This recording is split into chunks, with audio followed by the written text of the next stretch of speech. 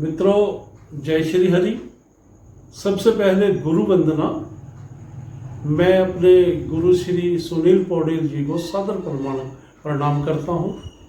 जय गुरुदेव, जय शिव शंभु, जय पशुपतिनाथ।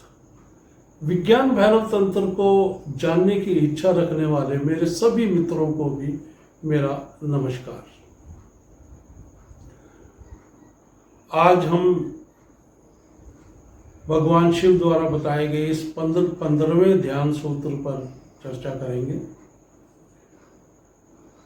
इस ध्यान सूत्र में प्रभु कहते हैं कि अपने दोनों हाथों से अपने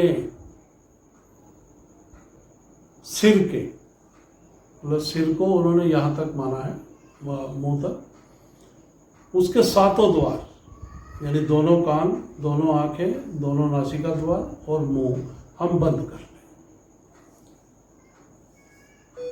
ऐसा करने पर जो आंखों के बीच का जो स्थान है, जिसे हम अजना चक्र या आज्ञा चक्र भी बोलते हैं, वो सर्वग्राही हो जाता है।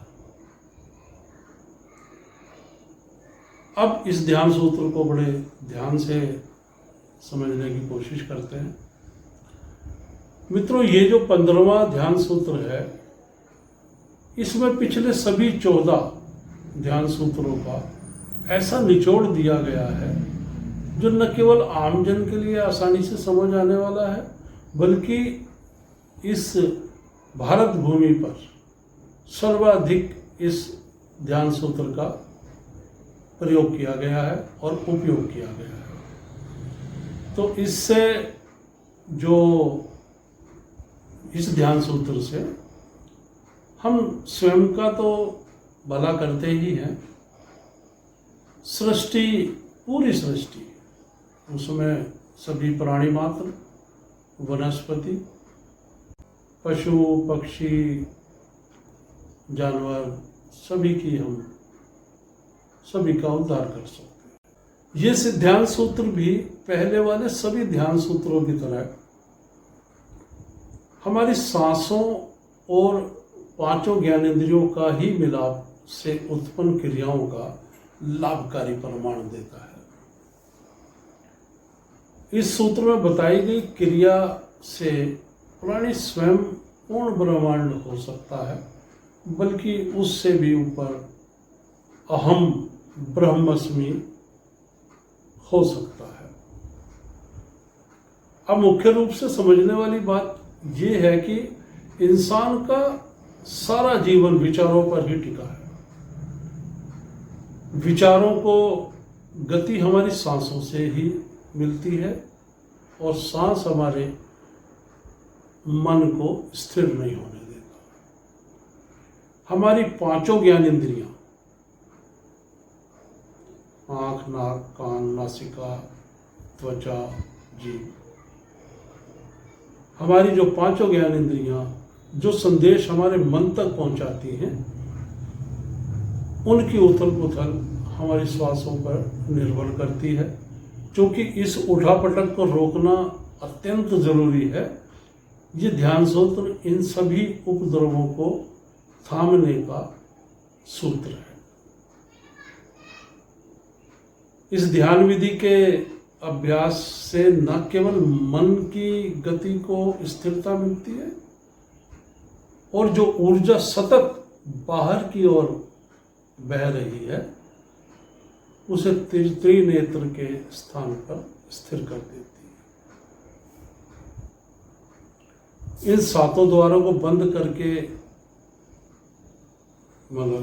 करने से हमारी समस्त चेतना थम जाती है।